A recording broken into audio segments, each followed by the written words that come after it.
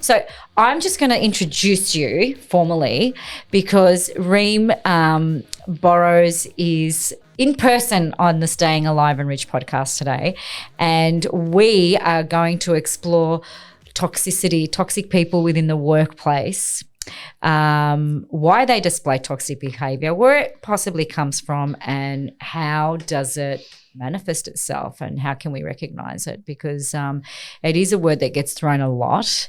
It does affect people in many, many ways, emotional, psychological and what have you, and it's kind of one of these silent virus in the workplace where you don't feel that great but you can't exactly put your finger on it, right? And it can spread, right? Am I right in saying that? Sure can. The reality of it is that we all have the ability to be toxic. It's whether or not we become aware of it. So before we judge others, just let's open up our own selves to say, well, I had to learn this lesson the hard way, by the way. It's not that, I was born to know this. So I just had to learn it the hard way. When do I display these behaviours, and was I aware of it? And were you? At the time, no. I can look back now and go, and it's not toxic as in, oh my God, she's such a bad person. It was that I can close my heart up, and when I'm protecting myself, okay, and not show the real kind-sided person of me, and I go, no, it's my way or the highway, as an example. Yeah. The Western philosophy has adopted this. What do you want? Think of the self and then ask yourself, what do you want? Yeah.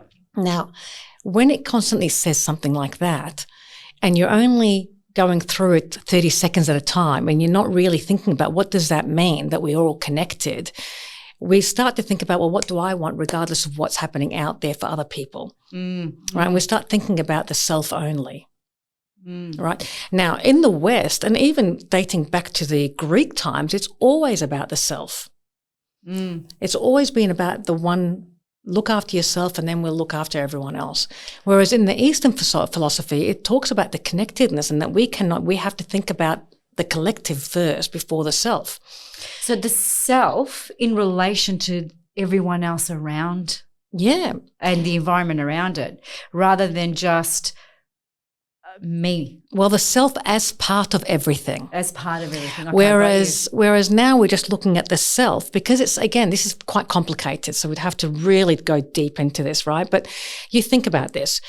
We talk about spiritualism and, everyone's talking about the universe, trust the universe, but we're only looking at it from ourselves. What do I want? And then we're scrolling through social media and only getting tiny bits and pieces and thinking that's enough. And then we're not going deep inside to go, what does this actually mean? And then we're looking at it going, yeah, I want that jumper, I want this house, I want this, and I want this. And, it's all about what do I want? It's very superficial. So superficial. And then people start to think, well, once I collect all of that and I can manifest. I mean, the word that really bugs me right now is manifestation. Oh, bad. Bad. And I do believe in creation. Yeah. I'd rather call it creation right now.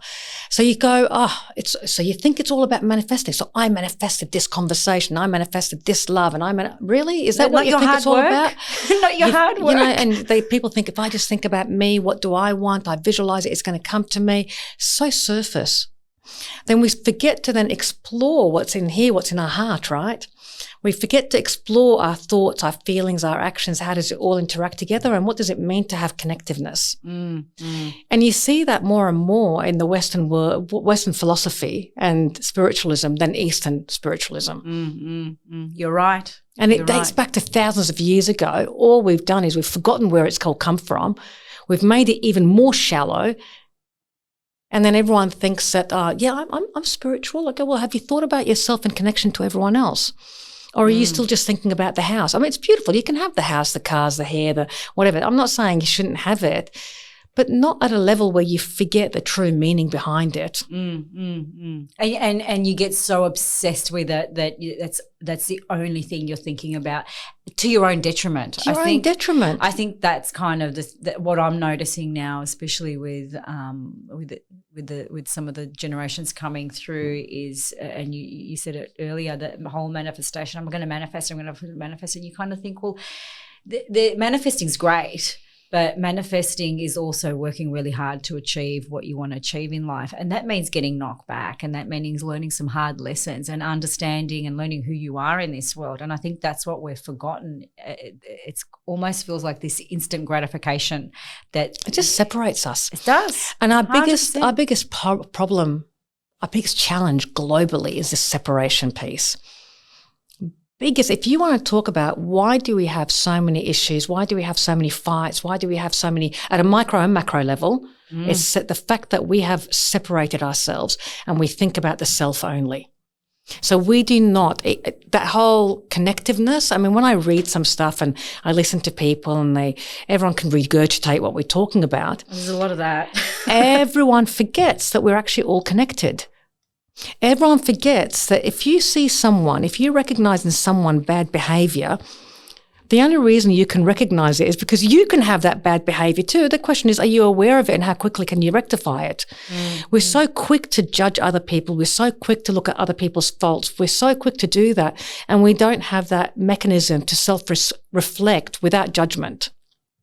That's a hard one. Right? And then we we put all these layers on top. To make ourselves feel safe. Then we justify what we're doing, and we wrap it up with, if I look good, feel good, had everything materialistically out there, I'll feel okay. And we're just creating layer upon layer of challenges for ourselves. And really not kind of digging deep to sort of see who we actually are and who do we want to be, and how do we go about that? Yep. From a deep, like you said earlier, from a deeper sense. From a deeper self, where you understand yourself so well and you're willing to recognize within yourself when you've made an error, when you're being that person who you don't want to be, because everything has duality. The world is just about duality. Explain to me duality from your perspective, right? Yeah. So duality, it's the contrast. It's the polar opposite. If you can love deeply, know that you can hurt deeply as well. If you can be very, very judgmental, know that you can do the opposite of that as well. For light, there's day, there's darkness. And we all have it in us. When we sit there judging others by saying, oh, well, look what they're doing, blah, blah, blah, just understand that you can do that yourself. No one is immune to it. That's the biggest thing for me.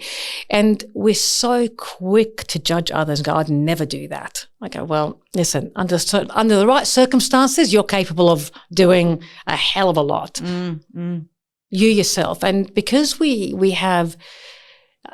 if you look at the Johari's window, they talk about that, or from an organizational psychology perspective, and there's 4 sides to that with those windows. And you can simplify it. You go, okay, what you and I are showing each other is what you and I want to show to each other. I see the basics of it. You're wearing a pink, beautiful top, or orange. You've got glasses on, you've got a beautiful smile. That's what you're willing to show me that. And then there's the point of what you don't want to show me and what I can't see, but you know. Then there's also what I can see that you can't see. Interesting. Right, that's the third one. That's the blind spot. That's the blind spot. And then the final one is what I can't see and what you can't see, because we haven't had the experience yet. So we need an experience to bring out the real secret stuff that we don't even know about yet, and it hasn't presented its ugly head. I'm doing that with a psychologist at the moment. We all need a good one. You know what? I went into this whole thing going, I need to talk to someone. I know I'm really stressed. I'm probably taking on too much work, blah, blah, blah. And then I thought, a couple of sessions, I'll be right. And I've gone, it's going to take a lot longer than what I thought. And I'm happy to admit that because I feel like what you're saying really resonates with me. But that's for every single person globally. Yeah. There's not one of us. I mean, even if you have a look at all the greats. Yeah. Every single person, if you look at Jesus Christ, and there's so many examples of where he had all the emotions. Yes, he did. And he displayed behaviour. He got angry. He got angry, he got sad, he loved deeply, he rejected. There was a whole bunch of things and he displayed them. And so the question is not, are you going to display these behaviours? The question is, what are you going to do to reflect and how quickly can you come back up again? That's the tricky part. I think for a lot of people, I find that really tricky. Like sometimes I can catch myself going, oh, Maria, you know what, you overstepped the mark or what have you. And then I get down and berate myself like, oh, you know what, how did you not see that, or why did you react that way? You shouldn't have done that. And that's the part. And then that berating then, of course, leads to self-doubt. That self-doubt then, of course, it's a cycle. It's a cycle going down. Yeah, and before you kind of reach the bottom and go, okay, enough already, get back up on the horse, try again tomorrow. Or in my case, it might be a couple of days later, depending on how severe how bad it is. How bad it is. Absolutely. It is. It's a difficult one to get out of. A, it's difficult to catch yourself out sometimes. And B, it's difficult to kind of, as you said, how quickly can you jump back on the bandwagon and go, okay, you stuffed up, that's okay, don't do it again, or just be a bit more aware of it. I must admit though, as I'm getting older, I am getting better at it, but it is hard work. This takes practice because the difference is that it might be different for our children. They may, if we allow them to practice from a young age, we didn't have this piece available to us, or if we did, we weren't aware of it because this information has been around since time started, right? And the question then is, one question we have to ask ourselves is, what language do I want to use when I'm going through all of this? So, for example, and if you don't mind me saying this, I love using yourself as a guinea pig because you're so open, right? And I do the same for myself. Do you know what? If I don't use myself as a guinea pig, then what else? Then how are people going to learn? You have to learn from someone's mistake. Well, you may as well use my mistakes. Yeah, and we've done plenty of them. I do the same. Exactly. I do the same for myself. I'm human, and I think that's the endearing part of being a human is being able to look at yourself and go, you know what, I'm not perfect. I'm full of imperfections, but I'm okay. You know what? And if I can help someone through my imperfect little world by learning something new and about themselves, then it's good. It's great. Absolutely. And so you ask yourself, okay, what language am I using then? Just become aware of the language. So if you say, for example, things like it's hard and it's difficult and you go, oh, how do I change that? The second you hear, so you want the triggers, right? The second you hear yourself saying, that's difficult, go, no. I say that, no, Reem, okay, there's the language. What language do you want to use? And so I might change it, soften it up a little bit and say, I just don't know how to do it yet. Yet being the imperative word. Yeah. Or I might say, that's okay, because I know there's a better way. Yeah. I just soften the language. Yeah. For myself. And the other thing is, do you really want to believe your own thoughts? Well, this is interesting, right? I'm glad you brought that up because I was listening to a podcast just recently on, I can't remember the name of it. I'll have to dig it out. It was a quick 6-minute podcast on how our brain and our thoughts can sometimes over-exaggerate something that happened in the past or fantasize something that we're looking forward in the future. And it's probably not good to go either. So our thoughts can trick us a lot. Well, I mean, if you have a look at it as in the thought process and as being corrupt data, because data, that's interesting. Corrupt data. So by the time we're 35, research is showing that 50% of our memories are made up. Really? Or incorrect, yep. And so 50%. So this is the mechanics of the mind, right? Wow. So if you look at the mechanics of the mind and you go, the first time there's an event, then depending on what happens during that event, our mind will go searching past emotions of how we felt in the past and bring that from the past and bring it to the future. Bring it to the present, And then we're triggered by it. And so what we're doing is we're overlaying past feelings, past data, which might not be true data. We've made it up because when you tell the story the first time, it might be correct. Second time, you may add something to it depending on how you're feeling at the time. The third time, fourth time, it's like that fish that started being, you caught the fish that was 10 centimeters and ends up being like a meter long by the time you finish the story. Yeah. Well, you imagine over the years how you may magnify a story based on feelings. So if you keep going back to the past every time to search, because that's how the mechanics of the mind works, you go, let me search for feelings, and you bring it into the present. All you're doing is creating the old and bringing it to this situation, and then you're reinforcing it. And then you have a stream of consciousness. You start having thoughts that will lead you to believing what you're telling yourself. Even though it's false. Yes, so you believe it's highly exaggerated. Yeah. So you have to ask yourself, is this a real truth? Or is this a made-up truth? Because what is the truth? Well, how do you differentiate between the two? There's a couple of things. I mean, we're going to go down two tracks here because there's never one way, Let's go down the track. We've got fruit. We've got croissants. I know, and it looks beautiful too. The fruiterer's wife, she's going to keep us fed while we chat. So the first question I tend to ask myself is, what evidence do I have to support this current feeling? Okay. Because I know that there's only two emotions. You're either love, and we're talking about with an open heart, the love of an open heart, or there's fear. There's only two emotions that we've got. Everything else, every feeling either comes from a place of fear or love. Mm-hmm. We're either thinking of abundance, prosperity, open-heartedness, kindness, everything is going to be okay. Faith, some people call it faith, deep faith. Yeah. Or it's coming from pure fear, separation. So I have to look after myself. The ego comes in. I have to protect myself. So there's, it can come from, if I don't do this, then I'm going to die. Back to that prehistoric piece. And we interpret everything that way. So I have to actually ask myself, where is this coming from? Is it coming from fear or is it coming from love? Am I behaving this way? And you have to be very brutally honest with yourself here, right? Now here's the challenge. Brutally honest. How can we be like? You have to want to. You've got to want to. That's you what have I'm to saying. want to. Because who else is? You can do this for. I do this for myself. I don't have to share it with anyone. No, exactly. It's your personal journey. It's my personal journey. Now, pain. This is the thing with us humans. We don't like pain. So the second we start to feel pain, we just close our hearts up. I go, but what if pain is beautiful? What if we can enjoy pain and let it rise to the surface? So knowing full well, just like kids have growing pain in bones, we have growing pains with emotions. It means we're going to be better for it. As Buddha says, pain is inevitable. Suffering is the choice. Yeah. You said that in the last podcast we did, the difference between pain and suffering. Can you repeat that again? Because I think that's important. I think that people really need to hear that, because you can be in pain but not suffer.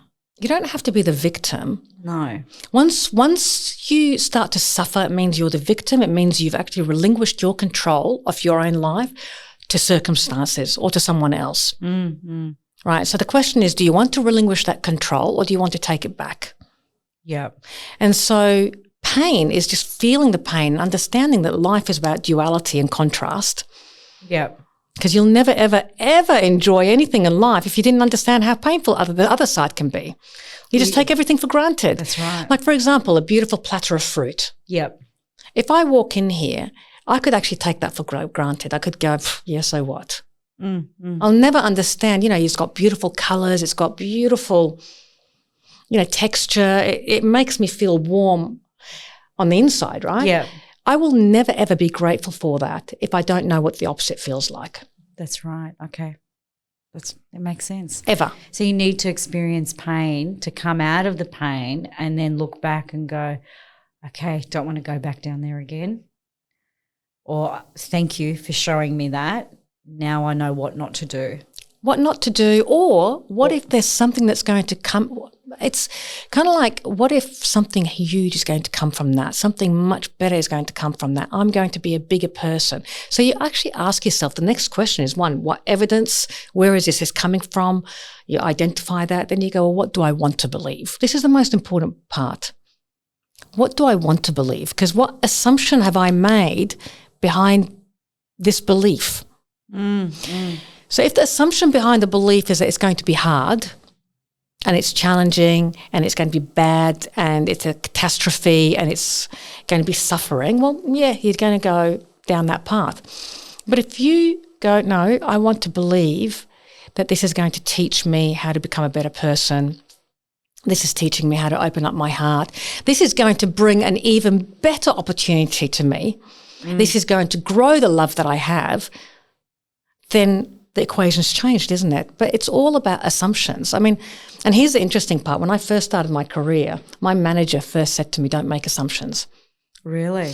Because it makes an ass out of you and me. You know that one, right? I love that. It's a good one. And that was in sales. Yeah. As in, like, don't put assumptions on why someone's behaving the way they are so that then you go down the rabbit hole of negativity. But then I've come to realise over the years that you have to make assumptions, and we always make assumptions. The question is, are you going to make the assumption based on the negative side and why things aren't working, or are you going to make the assumption to help you get to where you want to get to? So change that assumption behind the belief and you change everything. That's actually very powerful. Exactly. So even when you say, for example, I'm fiercely black and white, well, what assumption have you made behind that? What assumption have I made behind me being black and white? I guess for me, being black and white, like you said earlier, I'm either going to love you or I'm not. I'm not going to use the word hate because I don't hate anyone. You don't hate anyone, or anything. But I'm either going to love you or I'm not. I'm either going to get along with you or I'm not. And I'm okay if I'm not. I guess what I'm saying is I'm not going to try to get along with you because you don't like me. Yep. You know, it's either there or it's not. I'm either going to have this glass of water or I'm going to have something else. I'm not going to try and drink this glass of water because you're drinking it. So I guess for me, that's kind of where it is. And I'm the same with the truth. I'm going to tell, if you ask me about the truth, I'll tell you the truth, right? Your truth. I'll tell you if you said to me, do you like what I'm wearing today, Maria? I'll tell you my truth. I'll say, Reem, yes, I love what you're wearing. The color really suits you. Your eyes stand out. It's a great color choice for you, right? But I would equally be the one to turn around and say, not a good look, Reem. What were you thinking when you walked out this morning? Not the right color. How am I looking, by the way? You look great. And I'm not just saying that. I'm not just saying that. No. But you know what? Like, I'm not afraid of being black and white, and I'm not afraid of people being black and white with me. And my staff can tell you that. Like, they will be straight out saying, no, that's not a good idea. And I'll be like, okay, let's think of something else. But that's where that comes from. And I think obviously that's worked in a lot of cases for you in the vast majority of your life. Yeah. And then the question then is, are you willing to have a look at where it didn't work for you and where there could have been a lot more opportunity had you seen different shades of grey?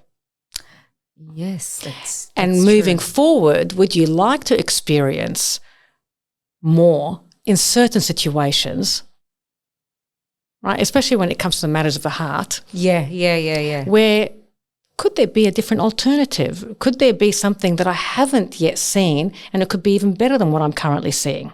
Interesting.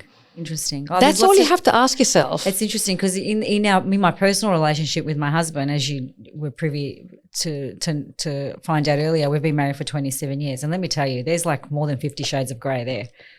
Oh, God, yeah. Right? Absolutely. Yeah, in any relationship. And my kids, right? I would probably go, work is probably a little bit, but not so much as the personal side of my life, which I keep very, very private, right? And yeah, that's where I'll kind of. So you have to ask yourself, what do you want to experience there?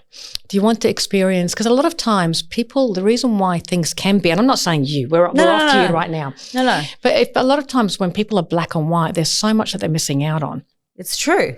And so in relationships, how do you develop a relationship if you can't see another's point of view, regardless to whether you think it's true or not? So if you put truth to the side, because one person's truth is another person's not true, like it can be vastly different depending on what experiences you've had in your life and depending on the perspective you put on it. So again, if we have 400 billion bits of information at any 1 second coming at us and we only see 2,000 bits of information of that, and we're only aware of 2,000 of those bits of information, how do you know that you know everything is true or not. Oh, I don't. Well, you don't, and you never do. Yeah. So then the question begs, well, what am I missing out on, and how much more can I enjoy life? Interesting. I never thought about it like that. So how much do I really want to experience? And I'm not saying it's easy, by the way, but it's not hard. I just choose to go, I'm continuously learning and I'm continuously wanting to be open.